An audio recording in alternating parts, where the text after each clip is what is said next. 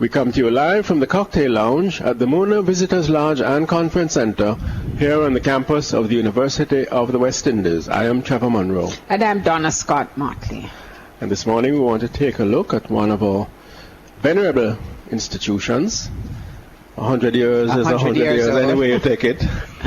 We're talking about Scouting in Jamaica. Started in 1910 and we're now in 2011.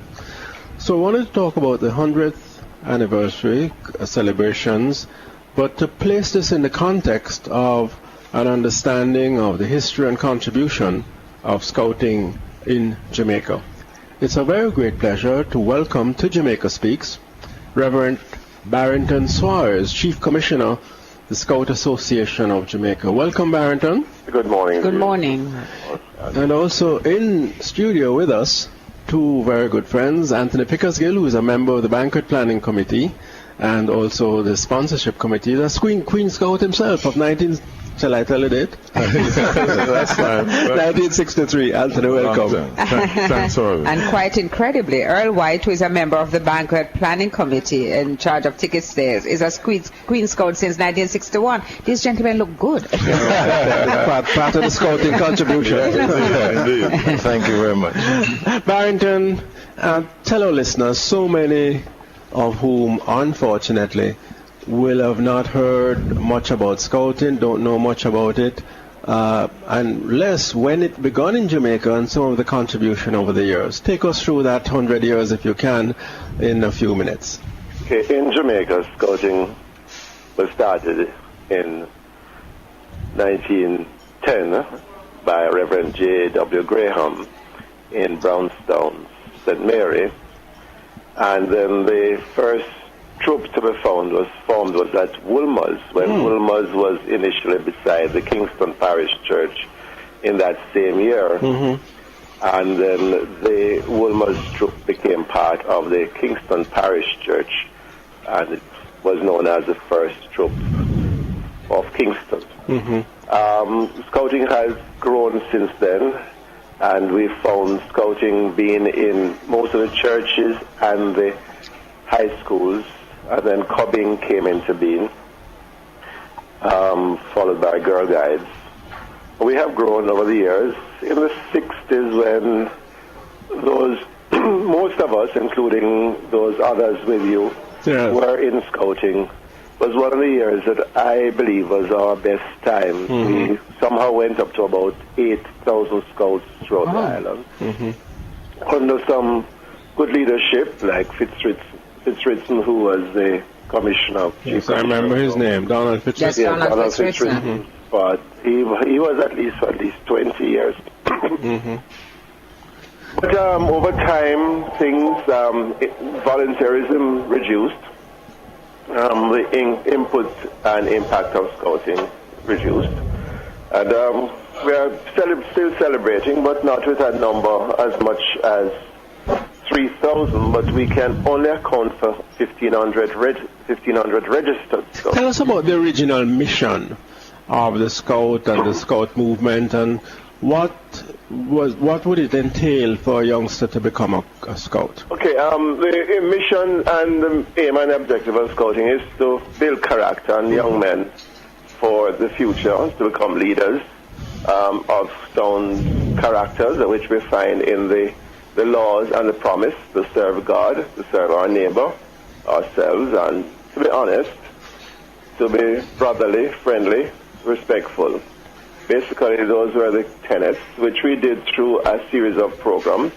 The Cubs from the age 7 to 11, having the bronze, gold, and silver arrow, and then the Scouts from 11 to 13, and Venture Scouts from 15 to 18, and then what we'll have is the Rovers, who are 18 and over. And in that there is a program, and usually the youngster between the age of 15 and 18 would seek to go after what is known as the Queen Scout and the Duke Bar Award. And I think that we have not had a Queen Scout in Jamaica's program for the last 20 years.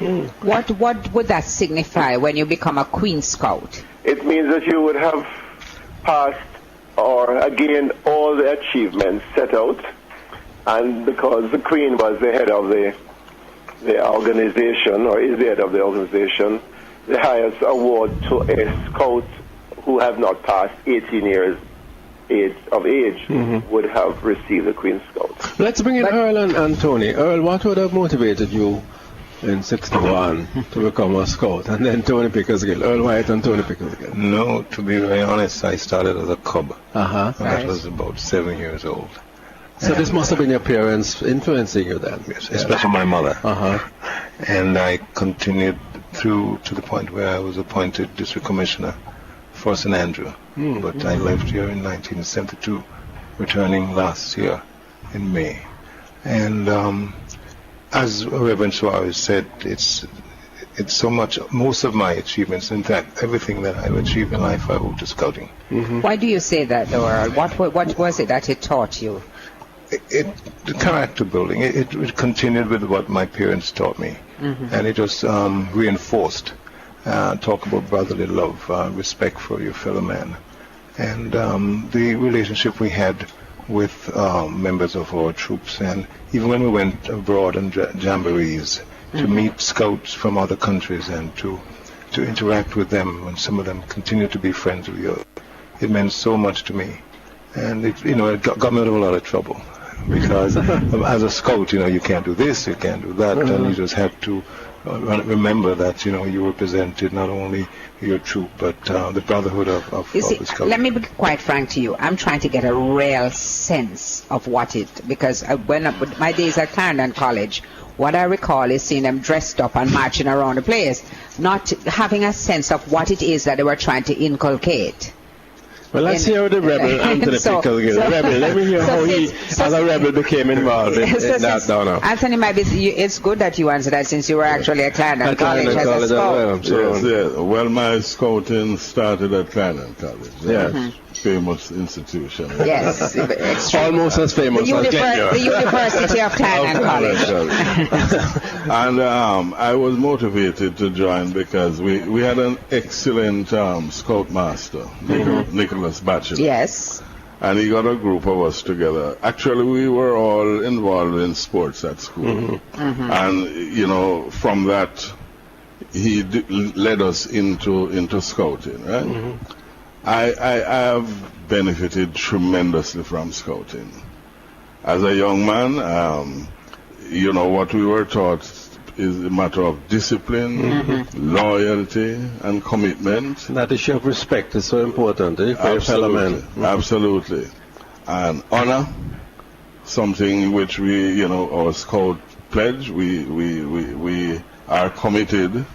And I have found that has influenced my upbringing significantly.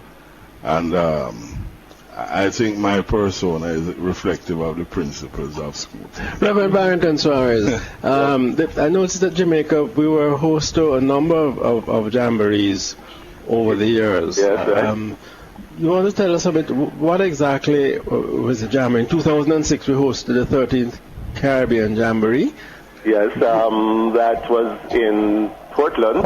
Yes.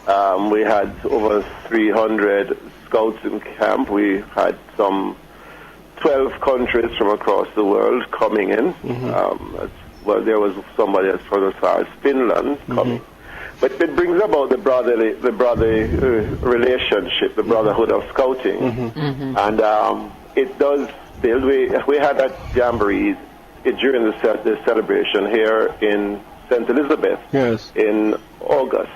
We didn't have as much participation from the Caribbean, but we had about 3 Caribbean countries coming in and sharing with us as we celebrated that. But it has brought a lot of friendship.